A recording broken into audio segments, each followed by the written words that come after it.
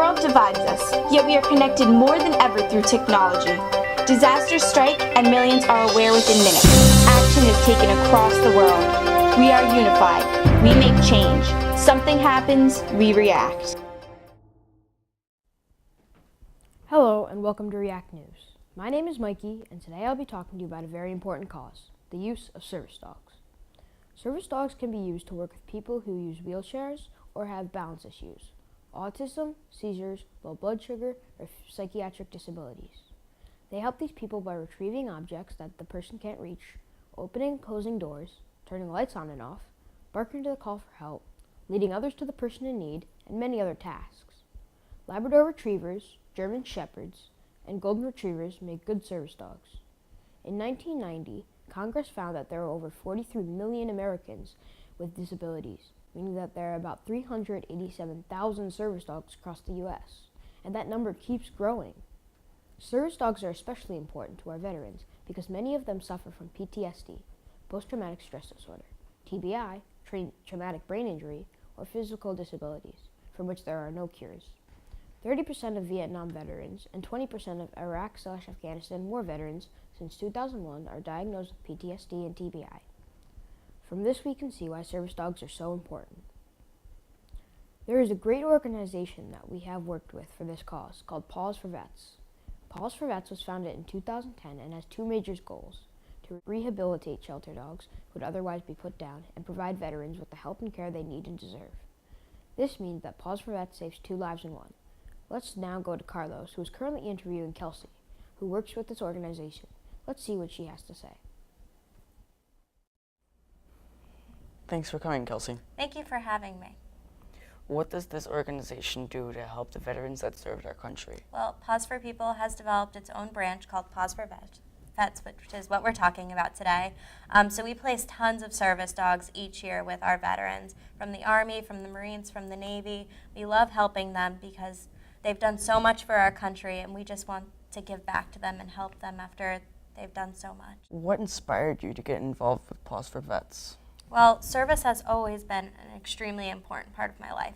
It started when I was extremely young, but it mostly grew and flourished when I was in middle school, much like your age. Volunteer work is extremely important in my life. It's one of the most important aspects, and I feel the best about myself and the best in general when I'm helping other people and making a difference in their lives. When I found out about this organization, I was actually at McDonald's for a sorority event, and I was sitting with one of my friends, and a service dog walked in with a girl and it said service dog and training on it. And I asked her, I was like, do you know what that is? Why does she have a dog in here? Like, that's the coolest thing ever. And she actually was involved with the program already and had taken the classes. So we sat down and started talking about this organization and what it does and what the classes and the 4 classes that you have to take. And right from that moment, I was like, oh, I'm taking that class. I'm going to be so involved. And I really pushed myself through the 1st and 2nd class, but mostly the 3rd class when I received my service dog, Meyer. I love it so much. It does so many great things. How does the service dogs help the vets? Well, they do tons of things, whether the veteran has PTSD or they have a physical disability, such as being in a wheelchair, missing an arm. They do plenty of things. They can pick things off the floor for them. Hard things such as paper. They can pick a slick piece of paper off the ground and not crumble it or anything. I think that's pretty cool. That's for people in wheelchairs. They can go and turn on the lights, turn off the lights. They can go retrieve items. They can help in the grocery store. We don't do this specifically, but there are organizations and dogs that you have I can't think of the name of it, but you shine a light on what you want in the grocery store, and the dog will go and grab that and put it in the cart for you. That's a really cool skill to see, for a dog to pick something off the shelf and put it into a cart. But they also help with PTSD by helping them when they're in a grocery store and they're stressed out. There's a command to calm them down.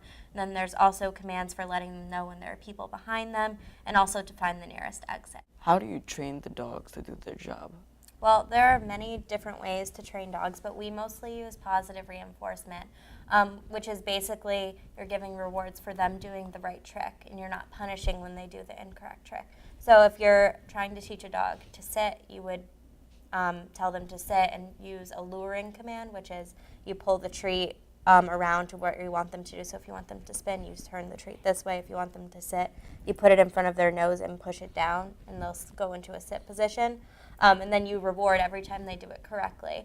And for more difficult tricks, like shaping is a way to get a command to be perfect the way you want it to be.